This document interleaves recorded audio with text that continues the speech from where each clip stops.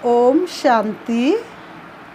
आज बाबा ने सुनाया, मीठे बच्चे बाप की याद में रहना ये बहुत मीठी मिठाई है जो दूसरों को भी बांटते रहो, अर्थात अल्प और बे का परिचय देते रहो। अल्प माने बाबा, बे माने बादशाही। प्रश्न, स्थायी याद में रहने की सहज विधि क्या है? उत्तर में बाबा ने बताया, स्थायी याद में रहना है तो देह सहित जो भी संबंध है उन सब को भूलो। दुख कौन देता है? देह और देह के संबंध, और कोई दुख देता नहीं है। चलते फिरते उठते बैठते याद में रहने का अभ्यास करो। इस दुनिया में रहते हुए, इस जग में रहते, जग से दूर, भले ही इस जग में लेकिन जग से दूर। कमल का फूल कीचड़ में रहते हुए भी कीचड़ से दूर।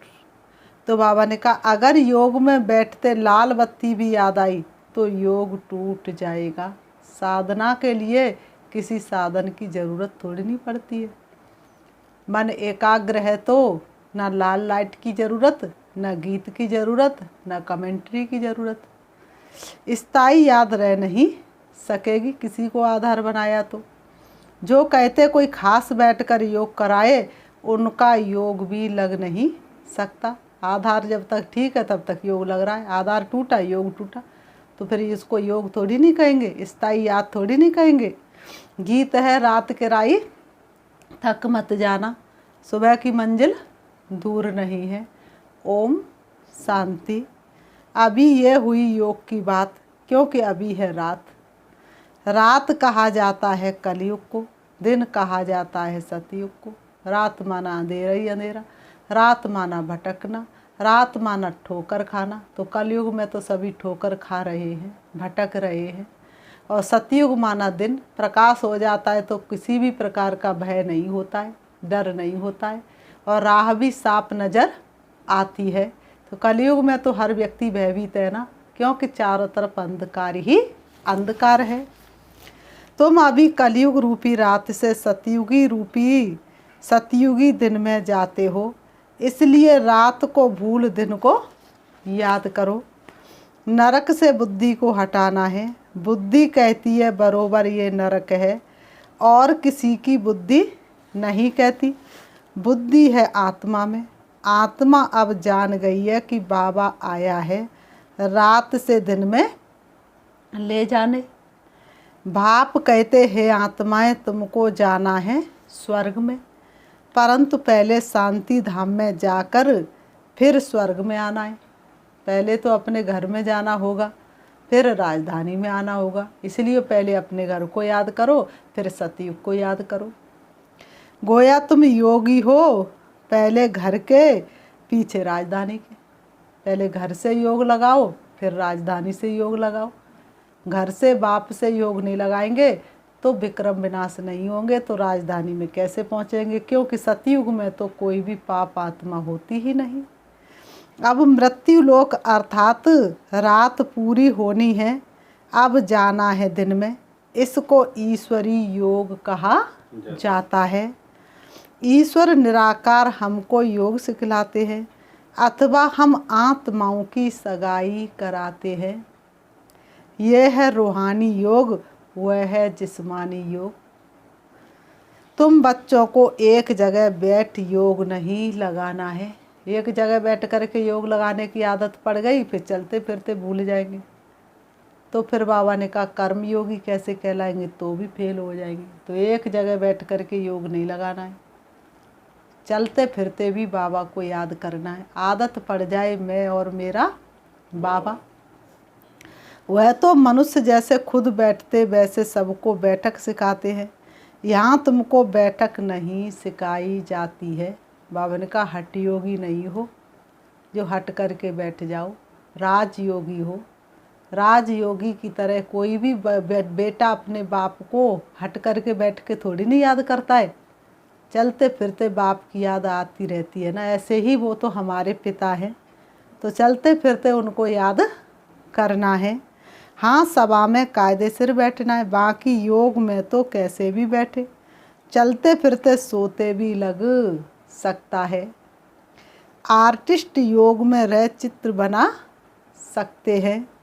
शिव बाबा जिनसे योग लगाते उनका चित्र बनाते हैं। जानते ये हमारा बाबा निराकारी दुनिया परम धाम में रहते हैं।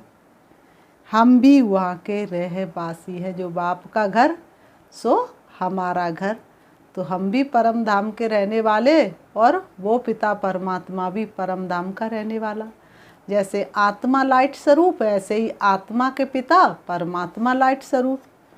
हम आत्माओं को जाना है, ये बुद्धि में चलते फिरते रहना चाहिए। अब घर चलना है, अब घर चलना है। ऐसे नहीं कि मुझे तपस्या में बिठाओ योग कराओ। ऐसे नहीं तुम योग कराओगे तुम मुझे तपस्या कराओगे तभी मैं तपस्या करूँगी। वास्तव में तपस्या कोई किसी को करा नहीं सकता। ये तो हम खुद ही करेंगे तभी होगी। ये कहना भी रोंग है। बुद्धू ऐसे कहेंगे, बच्चे लौकिक बाप को खास बैठकर याद करते हैं क्या? बाबा बाबा करते ही रहते हैं, कभी भूलते ही नहीं हैं। लौकिक बाप को बच्चे कभी भूलते ही नहीं हैं। छोटे बच्चे और ही जास्ती याद करते हैं। छोटे बच्चे तो और ही माँ बाप को ज़्यादा याद करते हैं। बड़े तो भी भूल जाते हैं, छोटे बच्चे तो माँ बाप को कभी भूलते ही नहीं। मुख चलता ही रहता है। यहाँ पारलौकिक बाप को क्यों भूल जाते हो? यहाँ पारलौकिक बाप क्यों भूल जाता है? बाबा ने कहा यहाँ पारलौकिक बाप क्यों भूल जाता है? बुद्ध योग क्यों टूट पड़ता है? मुख से बाबा बाबा कहना भी नहीं है। ये भक्ति थोड़ी नहीं है। बाबा ने कहा मुख से बाबा बाबा भी कहना नहीं। आत्मा जानती है बाबा को याद करना है। अगर खास बैठने की आदत है तो योग सिद्ध हो ना सके। ये ईश्वरी योग तुमको स्वयं ईश्वर सिखला रहे हैं। मनुष्यों ने तो भगवान को याद करने के अनेक प्रकार के मंत्र दिए, लेकिन वास्तव में स्वयं भगवान आकर के बताते कैसे तुम मुझे याद कर सकते हो। योगेश्वर कहते हो ना, तुमको ईश्वर ने योग सिखाया है कि मुझ बाप को याद करो। ऐसे नहीं जब मुझे दीदी योग में बिठाती हैं तो मज़ा आता है। फलाना योग कमेंट्री बोल बोल के कराते तो बहुत अच्छा लगता है, नहीं तो अपने आप बुद्धि का योग बाप से लगता ही नहीं। उनका योग कब स्थायी नहीं रह सकेगा। समझो हार्ट फेल की तकलीफ़ हो जाती है तो उस समय कोई योग में बिठाएगा क्या? हार्ट फेल की तकलीफ़ हो जाती है तो उस समय क्या कोई योग में बिठाएगा? बाबा ने कहा ये तो बुद्धि से याद करना है। ये तो शिव बाबा को बुद्धि से याद करना है। मनुष्य जो भी योग सिखलाते हुए रोंग है। योगी कोई भी इस दुनिया में है नहीं। यूँ तो किसको भी याद करो तो वह भी योग है। बाबा ने कहा किसी को याद करो। व्यक्ति का बुद्धि का योग कहीं ना कहीं तो जुड़ा हुआ है। वह घर में है तो उसका योग ऑफिस से लगा हुआ है, तो कहीं ना कहीं बुद्धि का योग तो उसका लगा हुआ रहता है। आम अच्छा लगता है तो उनसे योग लग जाता है। खाने की चीज़ भी कोई अच्छी लगती है तो उनसे योग लग जाता है। तो बाबा ने कहा उसको भी आप योग कहेंगे। लाल बत्ती अच्छी लगती है तो वह याद आएगी, तो उनसे भी योग हुआ। परंतु यहाँ तो देह सहित देह के जो भी संबंध है उन सबको भूल मुझ एक के साथ योग लगाओ, तब तुम्हारा कल्याण होगा। एक बाप के साथ जब योग लगाएंगे कोई भी याद ना आए, शिव बाबा के अलावा दुनिया में कोई भी याद ना आए, तब तुम्हारा कल्याण होगा। जरा सा भी कोई याद आया तो तुम्हारा कल्याण नहीं हो सकता और तुम विक्रमाजीत बन जाएंगे। बाप ही आकर सदगति का रास्ता बताते हैं।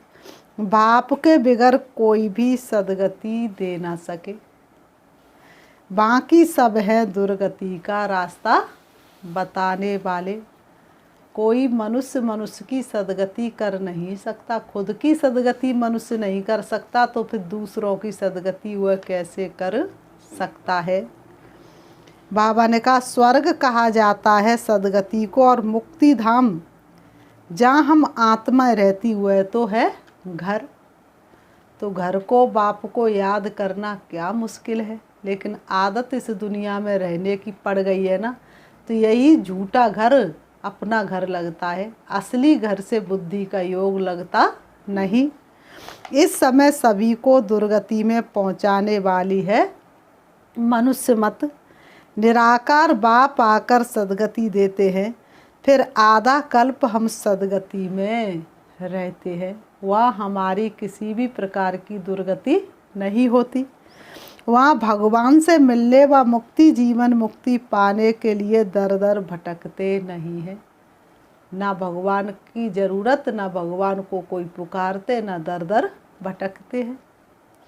जब रावण राज्य शुरू होता है तब दर दर ढूंढना शुरू करते, क्योंकि मदद की ज़रूरत है। कोई परेशान कर रहा है तभी तो कोई किसी को पुकारेगा। सतयुग त्रेता में कोई परेशान करने वाला ही नहीं, सो उसको पुकारने की ज़रूरत पड़े, क्योंकि हम गिरने लग पड़ते हैं। भक्ति को भी शुरू होना ही है। भक्ति शुरू ना हो तो भगवान का पाठ धरती पर कैसे हो, वो कैसे आए। पुरानी दुनिया ना हो, दुख ना बढ़े तो भगवान कैसे आए। तुम जानते हो अभी हम शरीर को छोड़ फिर शिवालय में जाएंगे। यह जन्म अब सफल हो तुम्हारा, प्यास जन्मों की अब बुझ रही है। तो जन्म जन्मांतर की प्यास अब बुझ गई। अब भगवान हमको शिवालय में ले चलने के लिए आया है। सतयुग है बेहद का शिवालय, इस समय है वैश्यालय। सबकी वृत्ति इतनी चंचल हो चुकी है।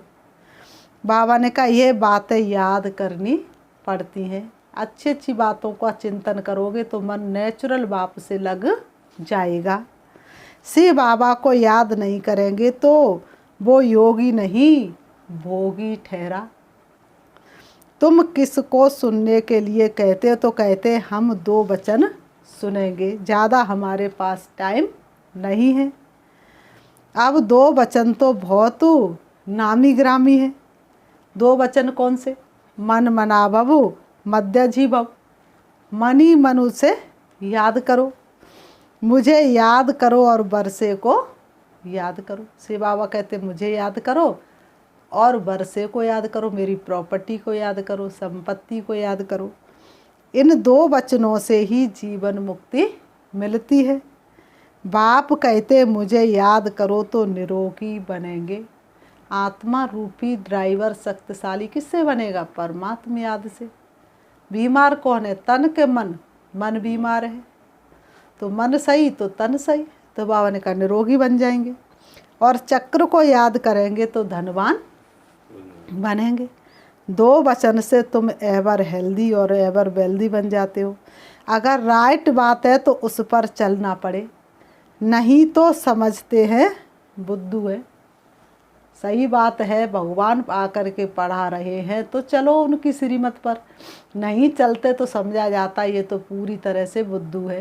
कहते ना भगवान उतर आए तो भी हम उनकी बात को नहीं मानेंगे।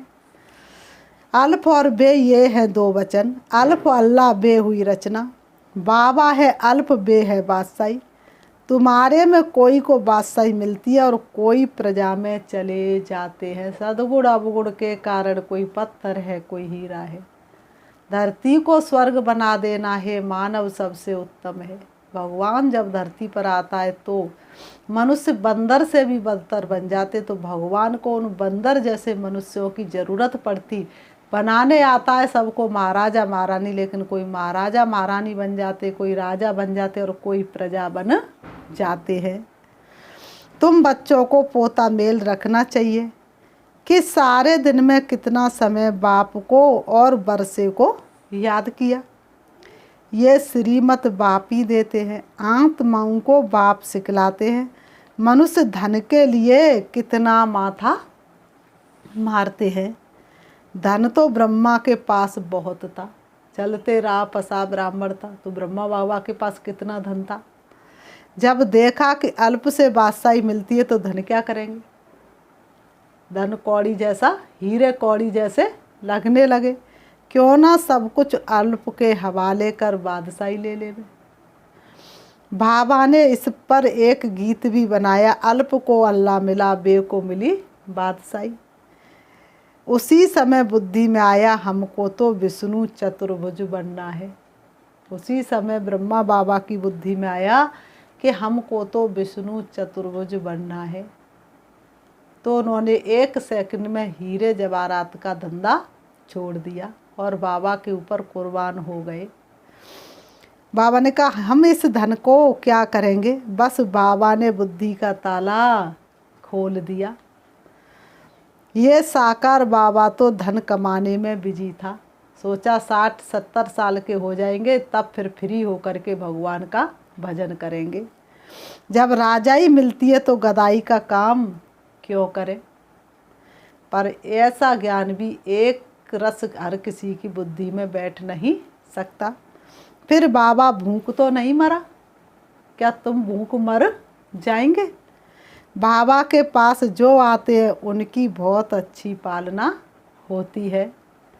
घर में भूख मरते होंगे, यहाँ तो जो श्रीमत पर चलते हैं उनको बाबा भी बहुत अच्छी मदद करते हैं। बाबा कहते सबको रास्ता बताओ कि बेहद के बाप को याद करो और चक्र की नॉलेज को याद करो तो तुम्हारा बेड़ा पार हो जाएगा। तो बाबा ने कहा खिवैया आया है बेड़ा पार करने, नाव पुरानी साथी संभल के चल तू। तुम्हारी जीव नाव पुरानी है लेकिन चलाने वाला बहुत शक्तिशाली, उसके हवाले कर दो तो उस किनारे लग जाएगी।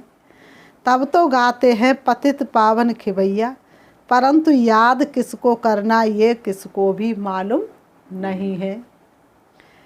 क्योंकि सर्वव्यापी कह दिया है, क्योंकि सबने तो भगवान को सर्वव्यापी कह दिया है। एक ही शिव के चित्र को कहते भगवान, फिर लक्ष्मी नारायण या ब्रह्मा विष्णु शंकर को भगवान क्यों कहते हो।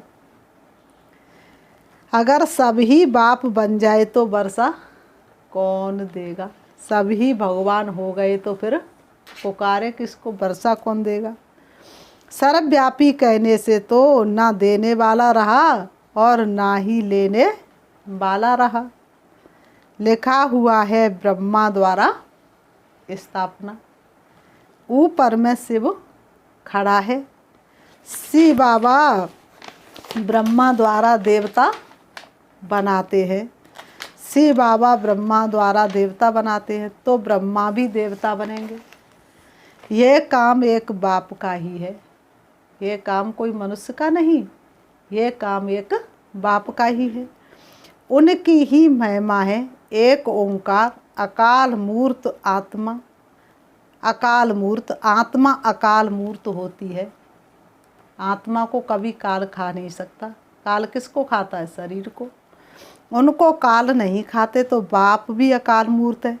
शरीर तो सबके खत्म हो जाते हैं, आत्मा को कभी काल खाता नहीं।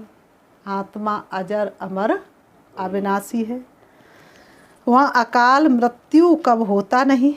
समझते हमको एक शरीर छोड़ दूसरा लेना है। स्वर्ग में है तो जरूर पुनर्जन्म भी स्वर्ग में होगा। अब नरक में बैठे तो जन्म भी यही तो होगा ना। यहाँ तो सब नरक वासी है। कहते फलाना स्वर्ग पधारा तो जरूर पहले नरक में था। इतनी सहज बात भी समझते नहीं है। सन्यासी भी इन बातों को नहीं जानते हैं। वो तो ज्योति ज्योति समाया कह देते हैं। भारतवासी भगत भगवान को याद करते हैं। गृहस्थी भगत है क्योंकि पवित्र भक्ति प्रवृत्ति मार्ग वालों के लिए होती है। वह तो है तत्वज्ञानी, समझते हम तत्व से योग लगाकर लीन हो जाएंगे, लेकिन वास्तव में कोई लीन हो नहीं सकता। ऐसे सब लीन हो जाए तो अस्तित्व ही खत्म होता चला जाएगा। वह तो आत्मा को भी विनाशी मानते हैं। सत्य कब बोल नहीं सकते। सत्य है एक परमात्मा, तुमको अभी सत्य का संग है तो बाकी सब झूठ हुए ना। तुम्हें अभी सत्य का संग कर रहे हो, सत्य परमात्मा के साथ हो, बाकी सारी दुनिया में सब झूठ हुए ना। कलयुग में सत्य बोलने वाला कोई मनुष्य होता ही नहीं। रचयिता रचना के बारे में कोई भी सत्य नहीं बोलता, क्योंकि किसी को पता ही नहीं है रचना क्या है भगवान की, और भगवान रचता कौन है, कब आता है, क्या करता है, कौन सी रचना रचता है। बाप कहते हैं अभी मैं तुमको सभी शास्त्रों का सार समझाता हूँ। इसलिए भक्तों ने क्या किया है, ब्रह्मा के हाथ में शास्त्र दिखा दिए हैं।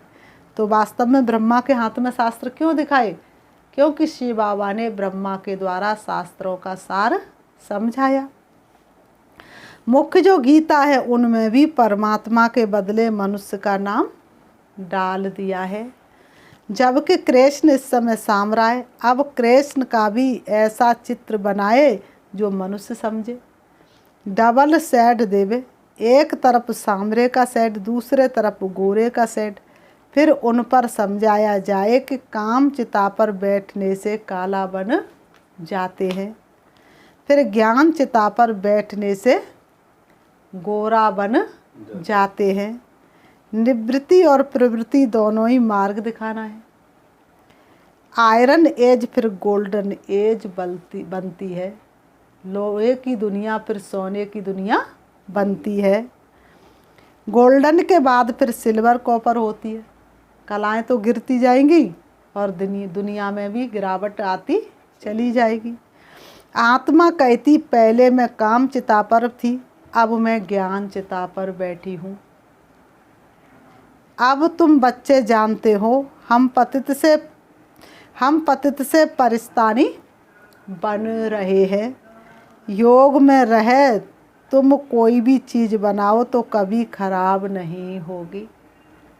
योग में रह कर के कोई भी काम करोगे तो कभी खराब हो नहीं सकता, क्योंकि कराने वाला तो वो बैठा है ना। बुद्धि ठीक रहने से मदद मिलती है, लेकिन है मुश्किल। बाबा कहते हैं हम भी भूल जाते हैं। बहुत तिरकन बाजी है। बाबा कहते बहुत तिरकन बाजी है। बड़ा अच्छा अभ्यास चाहिए। बाबा ने कहा स्थायी याद ठहर नहीं सकती। बहुत अच्छा अभ्यास चाहिए स्थायी याद ठहरने के लिए। चलते फिरते याद में रहने का अभ्यास करना है। बाबा के अलावा कोई भी याद ना आए। याद तो कहाँ भी कर सकते हो, याद से बल मिलता है। इस समय सच्चा योग कोई भी जानते ही नहीं है। बाप के सिवाय जो भी योग लगाना सिखलाते हैं वह गलत है।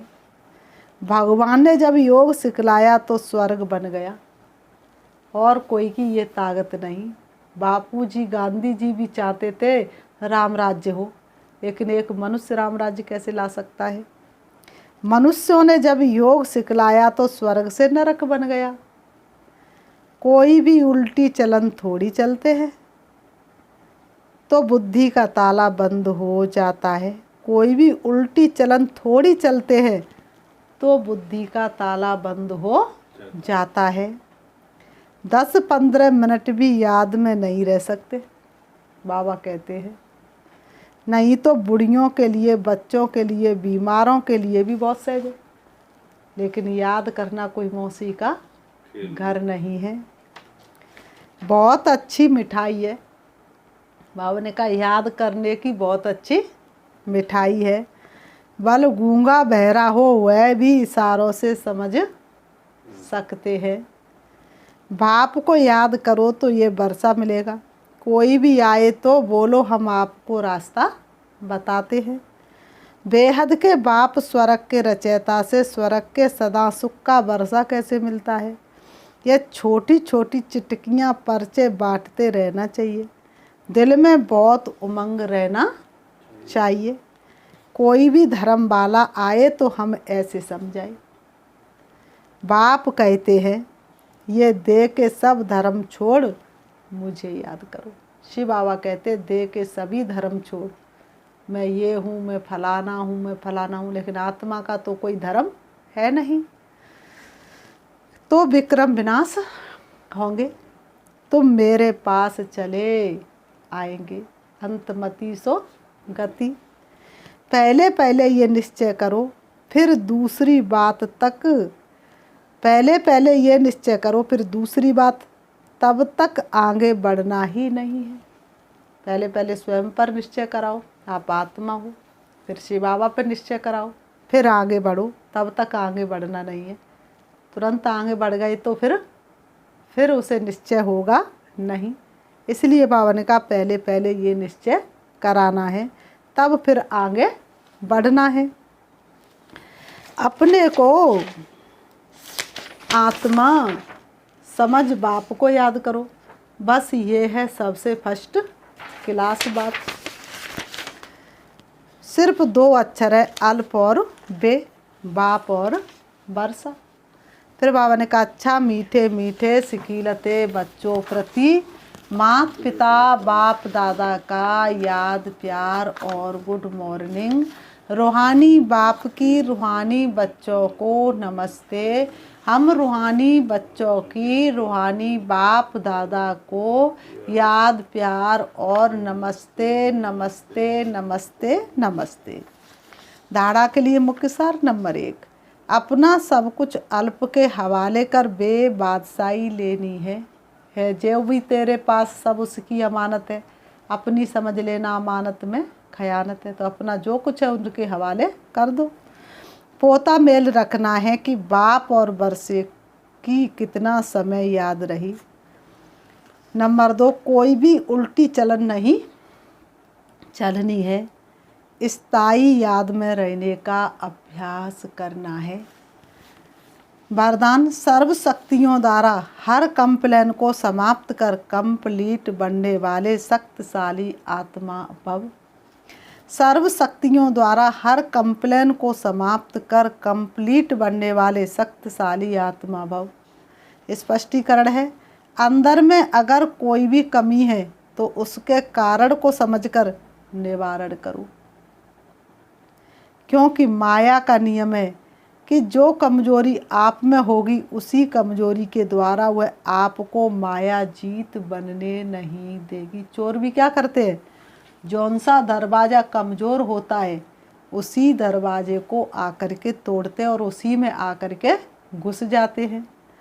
माया उसी कमजोरी का लाभ लेगी और अंत समय में भी वही कमजोरी धोखा देगी। इसलिए सर्व शक्तियों का स्टॉक जमा कर शक्तिशाली आत्मा बनो और योग के प्रयोग द्वारा हर कंप्लेन को समाप्त कर कंप्लीट बन जाओ। यह स्लोगन याद रहे। बाबा ने कहा यह स्लोगन याद रहे। कौन सा स्लोगन याद रहे?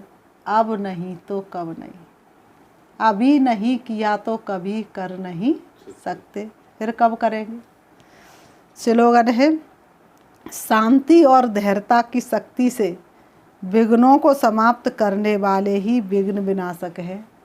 शांति और धैर्यता की शक्ति से विघ्नों को समाप्त करने वाले ही विघ्न विनाशक है। मातेश्वरी जी के अनमोल महावाक्य, अपना असली लक्ष्य क्या है? मातेश्वरी जी के अनमोल महावाक्य, अपना असली लक्ष्य क्या है? पहले पहले ये जानना जरूरी है कि अपना असली लक्ष्य क्या है, वो भी अच्छी तरह से बुद्धि में धारण करना है, तब ही पूर्ण रीति से उस लक्ष्य में उपस्थित हो सकेंगे। अपना असली लक्ष्य, मैं आत्मा उस परमात्मा की संतान हूँ, असल में कर्मातीत हूँ। आत्मा कर्मातीत है, कमी तो यही आकर के हुई है ना। फिर अपने आप को भूलने से कर्म बंधन में आ गई। अब फिर से वो याद आने से, इस ईश्वरी योग में रहने से अपने किए हुए विक्रम विनाश कर रहे हैं। तो अपना लक्ष्य हुआ, मैं आत्मा परमात्मा की संतान हूँ। बाकी कोई अपने को हमसो देवता समझ उस लक्ष्य में स्थित रहेंगे तो फिर जो परमात्मा की शक्ति है वो मिल नहीं सकेगी और ना फिर तुम्हारे विक्रम विनाश होंगे। अब ये तो अपने को फुल ज्ञान है, मैं आत्मा परमात्मा की संतान कर्मातीत हूँ। भविष्य में जाकर जीवन मुक्त देवी देवता पद पाएंगे। इस लक्ष्य में रहने से वह ताकत मिल जाती है। अब ये जो मनुष्य चाहते हमको सुख शांति पवित्रता चाहिए, वो भी जब पूर्ण योग होगा तब ही प्राप्ति होगी। बाकी देवता पद तो अपनी भविष्य प्रारब्धि है, अपना पुरुषार्थ अलग है और अपनी प्रारब्धि भी अलग है, तो ये लक्ष्य भी अलग है। अपने को इस लक्ष्य में नहीं रहना है कि मैं पवित्र आत्मा आखिरी परमात्मा बन जाऊंगी, नहीं। कितना भी कोई पुरुषार्थ करे लेकिन परमात्मा तो कोई बन ही नहीं सकता। परंतु हमको परमात्मा के साथ योग लगाए पवित्र आत्मा बनना है, बाकी आत्मा को कोई परमात्मा नहीं बनना है। ये रहे आज के ईश्वरी महावाक्य। अच्छा, ओम शांति, ओम शांति।